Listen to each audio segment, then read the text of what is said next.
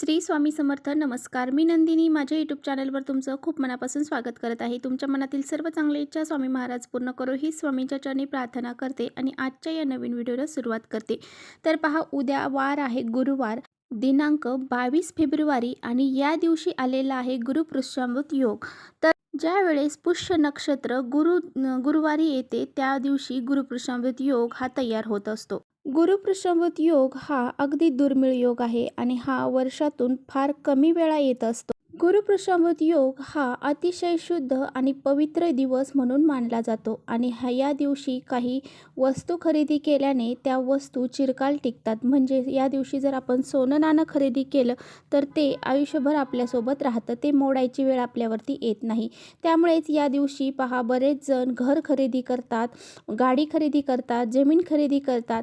म्हणजे बरेचसे जे काही गुंतवणूक आहे ते सुद्धा या दिवशी करतात. जर आपण रखडलेली कामं या दिवशी जर केली तर ती सुद्धा पूर्णत्वास जातात. म्हणून या दिवसाला अतिशय महत्त्व प्राप्त झालेलं आहे. आणि पहा, या दिवशी काही उपाय देखील केले जातात, सेवा केल्या जातात. तर आपल्याला या दिवशी असा हा अत्यंत प्रभावशाली उपाय करायचा आहे. घरामध्ये या ठिकाणी आपल्याला स्वास्तिक काढायचं आहे आणि असा हा एक दिवा आपल्याला प्रज्वलित करायचा आहे. असं हे एक स्वास्तिक काढल्यामुळे आणि असा दिवा लावल्यामुळे 7 पिढ्यांचे दारिद्र्य नष्ट होईल. आपल्या घराची, मुलांची, पतीची खूप सारी प्रगती होईल.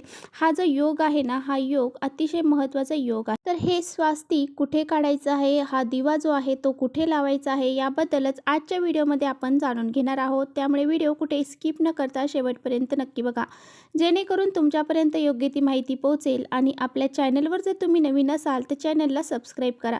असेच माहितीपूर्ण व्हिडिओ पाहण्यासाठी बेल आयकॉनलाही प्रेस, म्हणजे मी जेव्हा नवीन व्हिडिओ अपलोड करेन त्याचं नोटिफिकेशन तुम्हाला सर्वात अगोदर मिळेल आणि तुम्ही एकही व्हिडिओ मिस करणार नाही. ज्या घरामध्ये माता लक्ष्मीला प्रसन्न करून घेण्यासाठी सेवा आणि उपाय केले जातात त्याच घरामध्ये माता लक्ष्मी ही चिरकाल टिकून राहते. तर या दिवशी पहा, भगवान श्री हरी विष्णूंची पूजा करायची आहे, माता लक्ष्मीची पूजा करायची आहे, माता अन्नपूर्णाची पूजा करायची आहे. त्याचबरोबर धनाचे देव कुबेर देव यांची देखील या दिवशी आपल्याला पूजा करायची आहे. म्हणूनच आपल्याला काही उपाय आपल्या घरामध्ये आपल्याला करायचे आहेत. त्यामुळेच पहा, उद्या आपल्याला सकाळी लवकर उठायचं आहे आणि सकाळी उठल्यानंतर आपलं झाडू वगैरे मारायचं आहे आणि त्यानंतर स्नान करायचं आणि थोडंसं पाण्यामध्ये हळद टाकायची आहे आणि या हळदीच्या पाण्याने आपला उंबरठा साफ करायचा आहे. त्याचबरोबर आपल्या मुख्य दरवाजा आहे तो मुख्य दरवाजा देखील हळदीच्या पाण्याने आपल्याला कपडा घेऊन पुसून काढायचा आहे. आता बघा, आपला जो मुख्य दरवाजा आहे तर त्या मुख्य दरवाजावरती गुरुपुष्यामृत योगाच्या दिवशी आपल्याला स्वास्तिक काढायचं आहे.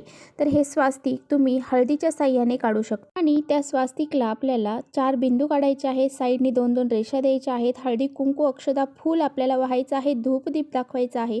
त्याचबरोबर मुख्य दरवाजाच्या साईडनं म्हणजे डाव्या साईडला आणि उजव्या साईडला आपल्याला एक स्वास्तिक हे काढायचं आहे. त्याची सुद्धा आपल्याला हळदी कुंकू अक्षदा फूल वाहून पूजा करायची आहे. धूपदीप दाखवायचा आहे. त्यानंतरचं जे स्वास्तिक आहे तर ते आपल्याला आपल्या किचनमध्ये काढायचं आहे.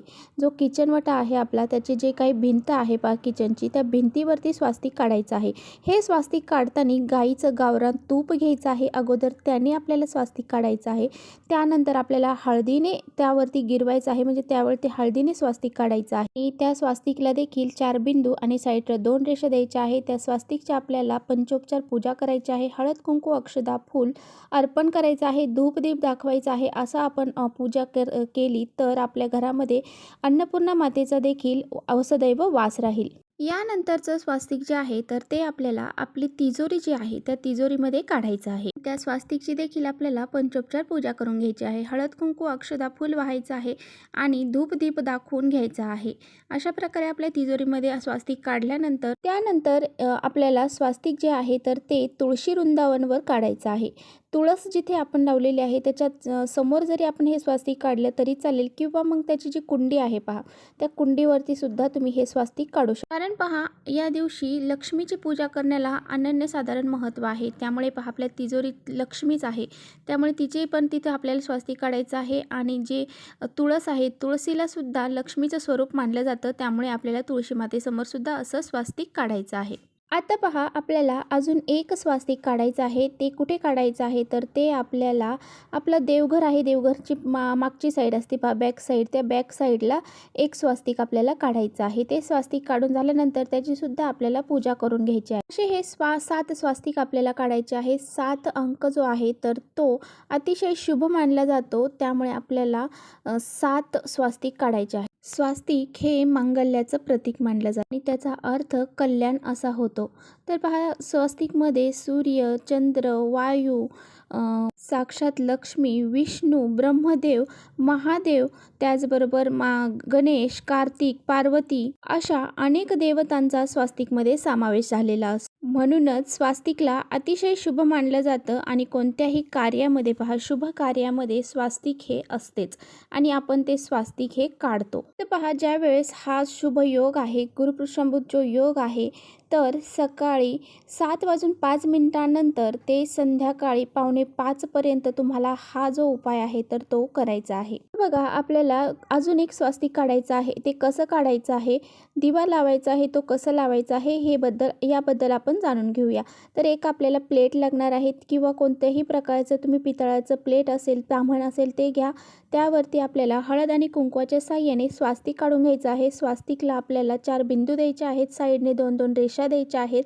असं हे एक स्वास्तिक काढून घ्यायचं आहे आणि त्या स्वास्तिकवरती आपल्याला मूठभर तांदूळ टाकायचे आहेत आणि एक दिवा आपल्याला घ्यायचा आहे. तो दिवा घेताना पहा कोणताही घ्या, तुम्ही कोणत्याही धातूचा जरी घेतला तरी चालेल. तर तुम्ही दिवा हा मातीचा देखील घेऊ शकता, कणकेचा देखील घेऊ शकता. तुमच्याकडे जो दिवा असेल तो तुम्ही घ्या.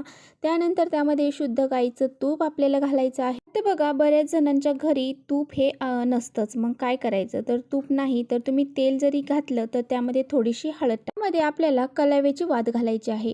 कलावेची वात जे काही आपण मौली असते पहा, हातामध्ये बांधण्यासाठी लाल पिवळा धागा आणत असतो, तो धागा आपल्याला त्यामध्ये घालायचा आहे. जर तो नसेल तर तुम्ही कापसाची वात करा, 2 वातींची एक वात करा, त्याला हळदी कुंकू लावा आणि ती वात घातली तरी चालेल. त्यानंतर हा जो दिवा आहे तर तो दिवा आपल्याला माता लक्ष्मीच्या फोटोसमोर लावायचा आहे. अशा प्रकारे तो दिवा वात घालून प्रज्वलित करायचा आहे आणि तो जे काही आपण स्वास्तिक काढलेला आहे, तांदूळ ठेवलेला आहे, त्या तांदळावरती ठेवायचा आहे. तर पहा हा दिवा आपण लावल्यानंतर त्या दिव्याला हळदी कुंकू लावायचं आहे, फूल अर्पण करायचं आहे आणि त्या दिव्यामध्ये आपल्याला 7 अक्षदा, अखंड अक्षदा टाकायच्या आहेत आणि त्याचबरोबर 2 आपल्याला लवंग टाकायच्या आहेत. त्या लवंग कुठे तुटल्या फुटलेल्या टाकू नका. त्याचबरोबर 2 वेलची देखील आपल्याला घालायच्या आहेत. वेलची ह्या अगदी अख्ख्या घालायच्या आहेत, कुठे फुटलेल्या तुटलेल्या घालू नका. आता पहा दिवा घेताना तुम्ही जर थोडासा मोठा दिवा जर घेतला तर तो सकाळी जो योग चालू होणार आहे 7:05 तेव्हापासून ते संध्याकाळी 4:45 पर्यंत हा दिवा जर तुम्ही प्रज्वलित करून ठेवला, म्हणजे तो अखंड दिवा जर लावला तर त्याची आपल्यावरती म्हणजे आपल्याला खूप त्याचा फायदा होणार आहे आणि हा उपाय तुम्ही केला की तुमच्यावरती माता लक्ष्मी ही प्रसन्न होईल. असा हा एक दिवा आपण जर लावला तर आपल्या घराची दरिद्री नष्ट होऊन जाईल आणि आपल्या घरामध्ये सुख, शांती, समृद्धी निर्माण होईल. माता लक्ष्मी हे आपल्या घरामध्ये अखंड स्वरूपात वास घरातील आर्थिक अडचणी आपल्या दूर होतील, घरातील आजारपण आपलं दूर होईल. ज्या काही समस्या घरामध्ये आपल्याला जाणवत आहेत त्या सर्व दूर होऊन जातील आणि आपल्या घराची, मुलांची, पतीची खूप सारी प्रगती होईल. आपल्या 7 पिढ्यांचे दारिद्र्य नष्ट होईल.